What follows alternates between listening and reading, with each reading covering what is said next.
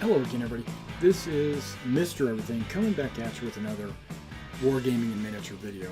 In this video, we're going to continue on with our Market Garden project updates. There hasn't been a whole lot of activity since the last update, but there has been a little bit of movement, and I do want to show you those.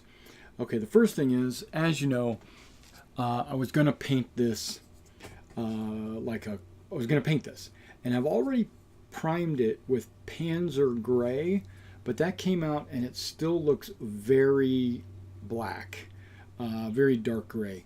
So I think I'm going to need to go back over it, maybe a wash or maybe a dry brush of like a slate gray, because you can see it's got a little bit of gray in it, but that Panzer Gray spray just came out almost like German gray. It's dark, it's almost black. Okay. Thursday night, we had a game of Bolt Action. It was streamed live. You can watch that on YouTube and Twitch. And you might have noticed that my paratroopers were rebased. Okay, I said I wasn't going to do it, but I did it. Okay, and you might be able to see them. Nah, I think they're hidden over there behind the 101st bag.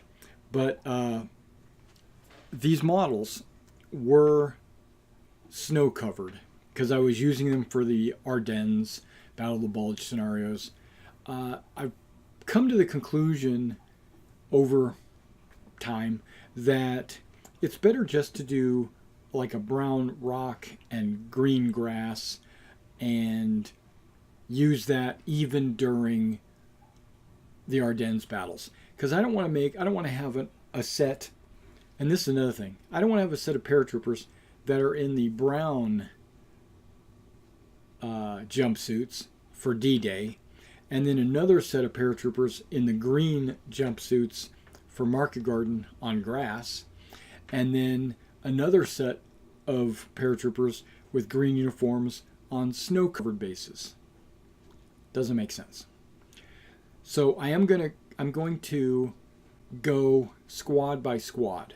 So one squad might be wearing browns, one squad might have snow-covered bases, one squad might be green with green, one squad might be who knows what, right? So it'll help differentiate which squad they're in, plus the primary base coating that I'm going to go with from now on is going to be green, the brown dirt and the green with some tufts. That's the way I'm going to go from now on with my Germans and my Americans, everybody basically, and my British too. That way, if I want to use it during D-Day, I can. If I want to use it during the Ardennes, I can. If I want to use them in the desert, I can, that kind of stuff. Okay, so I'm not going to do like just a desert base on anybody.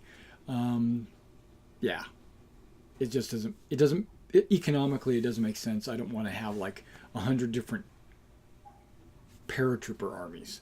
I'd like to have a paratrooper army, a American paratrooper army, a British paratrooper army, and a German paratrooper army, Polish paratrooper army, and work my way down, and then the German Panzer Army, and then an American tank unit, and a British tank unit, that kind of stuff. I don't want to have two of each or three of each. You know what I mean? Okay, so I've rebased them. I didn't really rebase them. Okay, let me rephrase that. I didn't pop the figures off, redo the bases, and put the figures back on or anything like that. I didn't do that. I took the bases that as they already were with the snow on them, and I painted the snow brown. And then it wound up looking like the gravel that I use already on all the figures. And so then I just put grass around, in the 75% that I normally do. And if you look real close, you might see some snow. But no, you really can't see any snow on there. So I think I did a really good job. My forward observer I didn't touch. He's not done. But that's okay. I'm going grass. Okay, now let's look at the trees here. Now you see 3 different trees here. I've got like a brown earth blend of flock. I've got the green flock, which is actually micro ground scatter. And then I've got the dark green micro ground scatter. And I've got a few others with the larger, the actual larger scatter. It's supposed to be dried leaves or something like that. Well, I went through and did a variety of different flocks on my trees, and I think I'm going with this one. That one I think is the best looking tree. I like this tree and I like that tree, but this tree looks the best in my opinion. Okay, if you remember, I had a full tub of lichen. And now I've got maybe an inch worth of lichen, because these trees are made using the Woodland Scenics armatures and then the lichen for foliage, and then flock to make it look like a tree. Okay, so, and I just got finished uploading that video, so if you want to watch me make these trees, that's on YouTube on my channel. Check that out. And I filmed it. Instead of using the webcam, the 4K webcam that I'm using right now, I used my camcorder to record that, and then later, because that camcorder's got a crappy microphone, afterwards I, what do they call it, dubbed in or voice-overed the instructions or the tutorial as I was going. So watch that video. Tell me if you like that method of videography. If you do, maybe I'll do some more of it like that. Okay, so that's, I've worked on those trees. That was a one-day project. That really just went really quick. And I did, I don't know, a dozen trees, literally a dozen trees. But then that ate up all my lichen. I might need to go get some more lichen. I use lichen for hedgerows and bushes and to disguise gaps in plates. Like I might have a road laying down on the table, and then you can see where the road and the table meet, and I might sprinkle some lichen down that edge to kind of disguise the fact that it's a plate sitting on top of the table. Or I'll make a hedgerow like we did Thursday night. I made a bunch of hedges for cover and stuff like that. Or I might sprinkle it in my woods to give some ground scatter inside of a wooded area. So I use lichen for a lot of different reasons. So I'm probably going to have to get some more lichen. I think I want to get more trees, because 12 I don't think is going to be enough. And all my old trees were designed for 15 millimeter or 20 millimeters. So the trees only stand about this tall, and they just don't, or they're HO trees, and they just don't feel big enough. These are the giant trees that I need for 28 millimeter. Okay, moving on. December 6th, no, not December 6th, June 6th, I received my Warlord Games membership card, and it's a hard plastic card. I enjoy it. I use this to get discounts on the Warlord site and get free models when I place orders there. Yeah, it's pretty cool to get this card. Am I ever going to use this card like I'm a card carrying member? It is true. But am I going to be able to take this card to a store and say, hey, I'm a card carrying member? No, there's no UK stores here. So, or there's no Warlord Games stores in the United States. There's web stores, and I can do that from anywhere, right?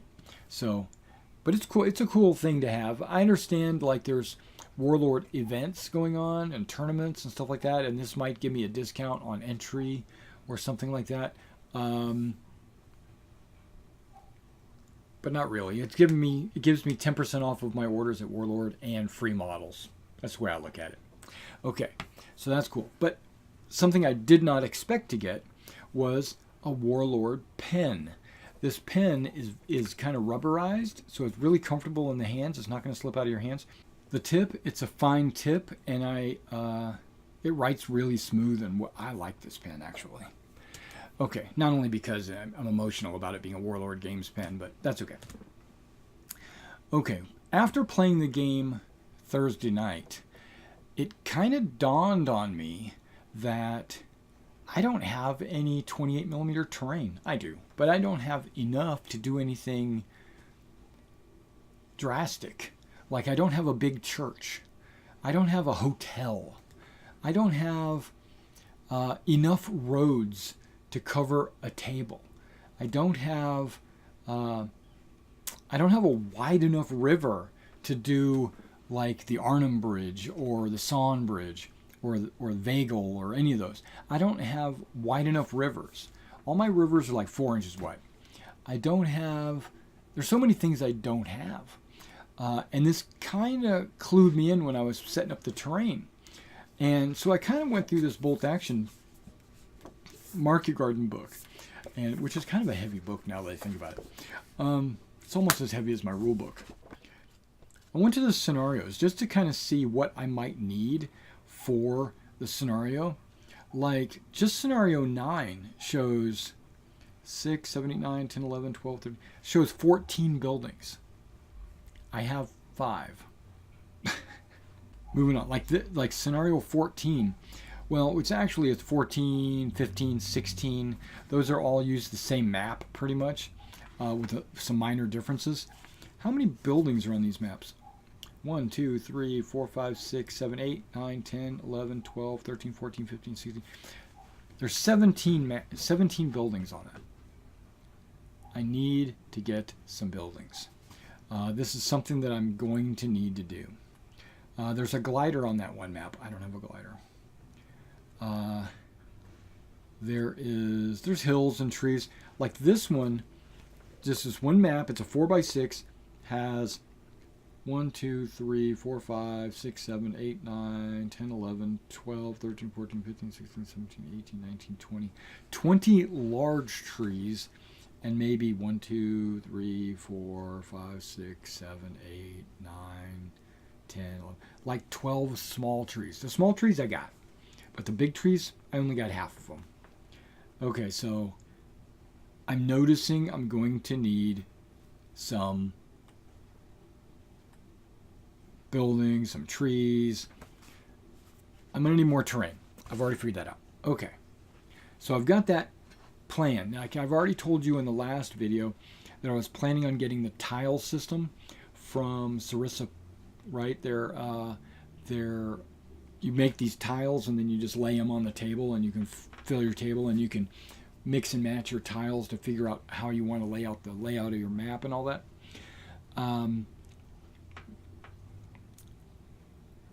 I think what I'm going to do is get some cork board. This is kind of, I've been kind of thinking about this. I'm going to get some cork board and lay it on top of those tiles, and then the way the Sarissa boards work, they're squares, right? They're 8x8 squares, but the edges are not flat. So I can't take two with straight edges and butt them up against each other and say they're good. Can't do that because they are pre-cut with a pattern, a zigzag puzzly pattern, so that you can take two tiles, put them side by side, and they won't shift around because of the puzzle pieces. They're locked in place. And then they want you to just use putty or some kind of ground cover directly on top of the wood and build it up. The issue that I have from that is, what if I have a crater, or what if I have a river, right? I don't want to have to build up the sides of the river so that it looks like the water goes down. So if I coat these tiles with a real thin coat of corkboard, which is almost free, then I could cut a river or a trench or anything, a road even. I could cut that out of the cork and then plaster everything, and it will have like the layer of wood, and then raised up from the wood. Like if this was the wood, raised up from the wood would be a layer of corkboard, and then it would come in and then it would slope down to the river. See what I'm saying? So then I could paint this blue and use like maybe some liquid, some, what do you call it, Woodland Scenics liquid in there, and then it would look like a river, and there would be a little bit of texturing. Instead of me taking a clump load of plaster and putting it along the edges of the creek, because then it would go this way, up, and back down. And I didn't want that, right? And if I was doing any kind of coastline, I'd want the corkboard, and then I'd cut the corkboard off like the beach, and I'd sand that, and then the water would be down here, the beach would be here, and then the grass would be up there. You know what I mean? So that's the easy peasy part of it. The problem with this, and my mind is working a mile a minute, is that if this was a tile, which is about this size, 8 by 8, all 4 edges are jagged, right? Because of the puzzle. And when I put the corkboard on, I've got to cut it exactly along that edge. Because when I meet 2 of them together, the cork has to meet as well as the wood. And if I'm off just by a millimeter or 2, there's going to be gaps in all my tiles. Well, actually not all the tiles, only the ones that I messed up on. Then I can use lichen to kind of hide those gaps, obviously. Or I could use plaster, because once I've tiled it on top of the wood, I'm going to put a thin layer of plaster on top of it, because cork will have some holes and divots and missing, what do they call those things? Cells. But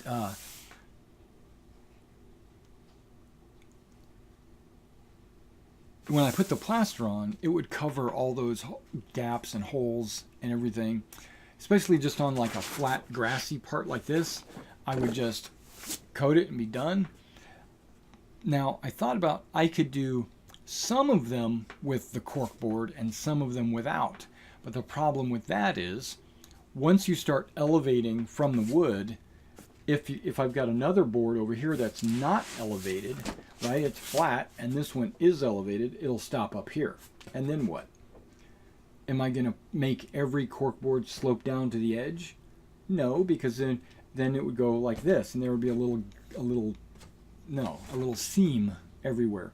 Am I going to, on the ones that I don't put any cork, am I going to have every little corner up a little bit, and then it would be like a sunken area? I don't think so either. So I'm going to have to just put cork on every single board, except for anything that I specifically want to be low, like water boards or whatever. So that's just a thought that's going through my mind. How thick do I want that cork? Do I want it to be just a millimeter thick? Do I want it to be 1/8 of an inch thick? Do I want it to be 1/2 an inch thick? I think I want it to be about 1/2 an inch thick. The reason why I think I want it to be 1/2 an inch thick, that way if I cut out a trench line and you put your models in there, it'll come up to their knees, right? Well, from there, I can always build up the edges of the trench, so it would come up to their chest or their waist. But they would be down in the trench. If I do a river, 1/8 of an inch just isn't enough to really give you, it gives you the illusion of the river being lower, but I'm planning on doing market garden, and those rivers are pretty dang big, right? There's big sloped banks. I mean, you saw A Bridge Too Far, where they're taking those boats and they're sliding them down those, what do they call those, levees, down into the water. Well, they actually had to go up the levee to go back down into the levee. So maybe I could use plaster to build it up on the side. I don't know. I'm going to have to think about it, right? But I'm going to have to contemplate it. So that's something that I'm working out in my head. I am gonna use a rigid base using the Sarissa wood, and then I'm going to put a lightweight coat on top of it of some kind of foam, either cork, or I could use just pink foam or blue foam, but that doesn't paint well, and it's, I don't know, the corkboard just seems like a better plan. And I think I might use a really super thin corkboard. I'm actually thinking I'm going to use thin and just give it the illusion of it being deep, because those thin corkboards, they come pre-glued, so I could just peel and stick onto the boards. The only issue is I'd have to use an X-Acto knife and just cut around the edge. It shouldn't be too hard. Yeah, I'm going to have to figure it out. Okay, that's enough of that. Let's start talking about these two boxes right here. I know this video has gone on a little bit longer, and I'm not going to go into super detail on what's in these boxes, but I am going to kind of just show you. This is the Market Garden update, so I want to update you on what I got in. But I am going to do a video, possibly open boxing, of some of the contents that are in these boxes. Okay, I've got one order from Hobby Link, and for those of you that know me, you know I get a lot of my hobby stuff from Hobby Link. And when I say hobby stuff, I mean like flock and glue and building materials and stuff like that. But I think that's not what I got this time. Okay, push that box off to the side. This box comes from Miniature Market. This is the box I'm excited to open.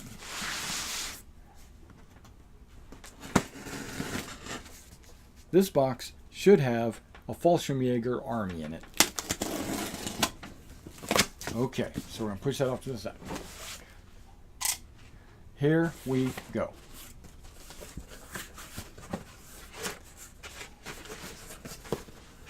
Just as a little anecdote, I went to see the tracking number. I went and looked up the tracking number last night for this, and it said, remember, today's the 8th. Last night was the 7th when I looked. It said it was delivered on the 10th. It's not even the 10th yet. It's only the 8th. And that's like, hey, it's delivered in the future. No. So I thought it meant it would be delivered on the 10th, when in fact, here it is. This took less than a week for me to get it. Not Hobby Link. The Miniature Market one took, that's when I was talking about. Hobby Link, I didn't even see a tracking number. Okay. More. Ooh, this is like extra fine. Okay, this is the dirt that I use on the bases under the flock. This is my dirt layer. I've got glue, or sometimes paint, brown paint, glue, fine ballast, and glue grass. Okay, so awesome.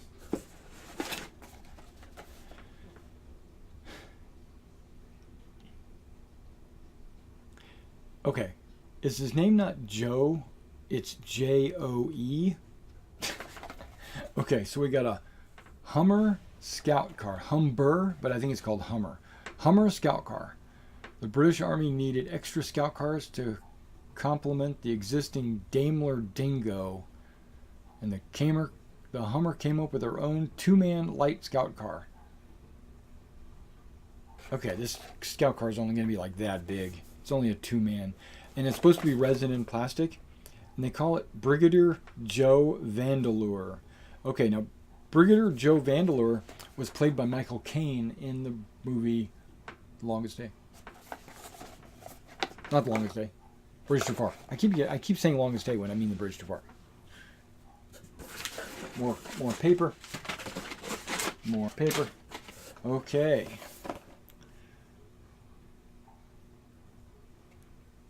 Oh, really? I didn't know this. This is awesome. A 251 half track. Right? It's a 251 half track, but it comes with decals and damage markers.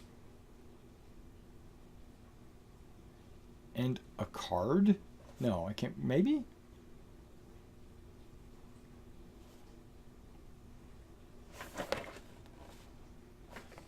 I'm going to open this up and take a look.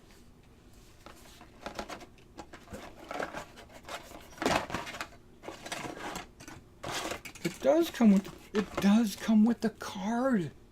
Because I know they got a card system for bolt action on being able to look up all your stats and stuff of your vehicles and your troops and stuff based on cards. That way you don't have to keep flipping through the rule book or whatever. And yes, it does have fire, smoke, and yeah. That's cool. I'm liking it so far. And you know, I can make a bunch of those damage state counters. I got what do you call them? Cotton balls. All you gotta do is paint them. Oh, and it comes with some seated crew in the back. Okay. Just like all the other Italeri models, it'll be super easy to put together. This doesn't say that it's Italeri, but I know it is.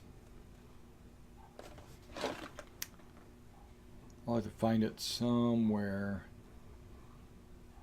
It doesn't say that anywhere on the packaging. Might not be an Italeri model. But either way, got a half track. Got an invoice. And I went ahead and ordered the Cromwell.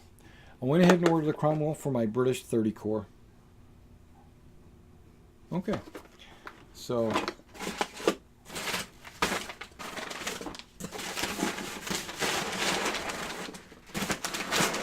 I'll go put these up on the shelf. I'll go put that with my terrain modeling stuff. And there's an extra box for me to ship something out. Okay, here we go.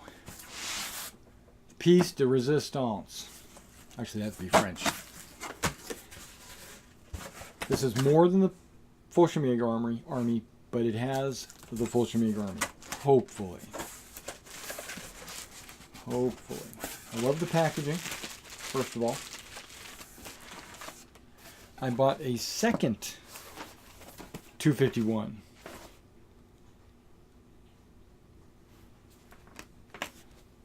This is OS C. That's the OS D. Comes with a card, comes with decals, comes with the damaged markers. Nice. I wasn't expecting any of that.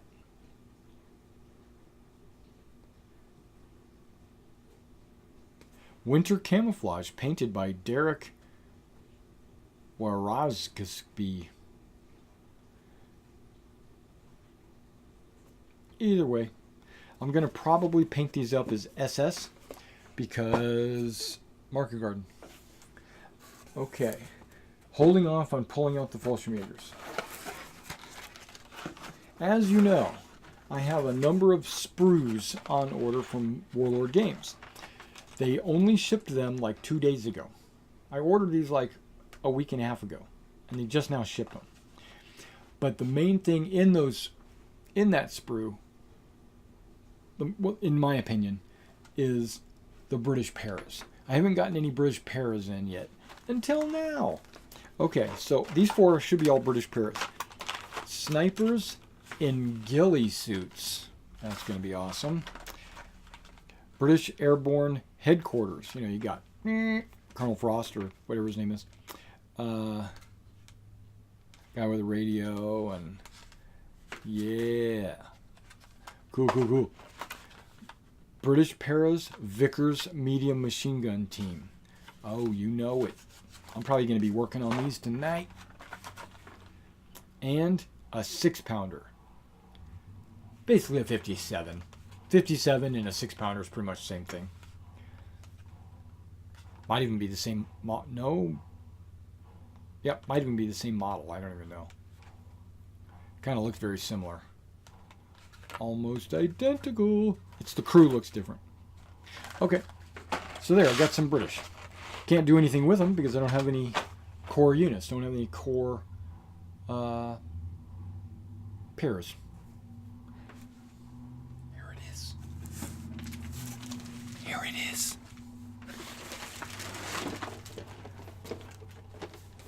Boom. Anything else? Oh, just a return mailing label. I'm not going to be using. Okay. Fallschirmjäger German Starter Army.